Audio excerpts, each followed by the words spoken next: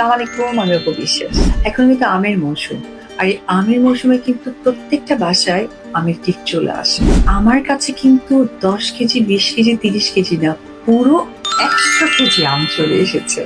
আর এই আমটা কিন্তু অপু বিশ্বাসের জন্য 100 কেজি আম পাঠিয়েছে তার দ্বিতীয় স্বামী।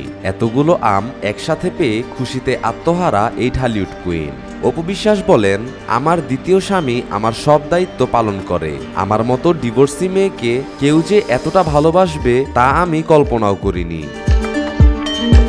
আমি এই জন্যই তাকে অনেক বেশি স্যালুট করতে চাই যে সে আমাকে সম্মান দিয়েছে। আলটিমেটলি একটা মেয়েকে অসম্মানিত করার ট্রাই করে, আলটিমেটলি বিয়ে হলো না বা বিয়ে থেকে সে নিজেকে আড়াল রেখেছে তা কিন্তু সে করে।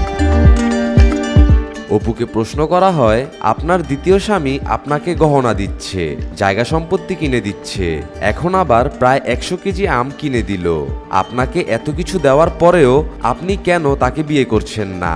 উত্তরে অপু বলেন,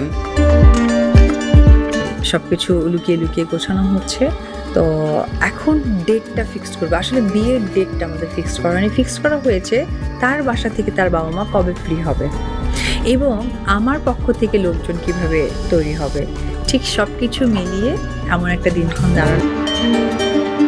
সাংবাদিক অপুকে প্রশ্ন করেন, আপনি তো খুব শীঘ্রই দ্বিতীয় বিয়ে করে ফেলবেন, তখন আব্রাহাম কার কাছে থাকবে, আপনার কাছে নাকি সাকিব ভাইয়ের কাছে? উত্তরে অপু বলেন, সো কন্টিনিউ দেখা হওয়ার দরকার নেই, 2-4 দিন পর পরকে দেখা হতে পারে এবং ছেলেকে নিয়ে যেন কোনো খাতা কলম প্রেস না আসে। এটা আমার জন্য যতটুকু লজ্জা ছিল ওর জন্য এটা কষ্টের হবে। অপু বিশ্বাসের কথায় যুক্তি আছে। আমি অপু বিশ্বাসের কথার সাথে একমত। একা একা আর কদিন বেঁচে থাকা যায়? দ্বিতীয় বিয়ের সিদ্ধান্ত নিয়ে অপু সঠিক একটি কাজ করেছেন।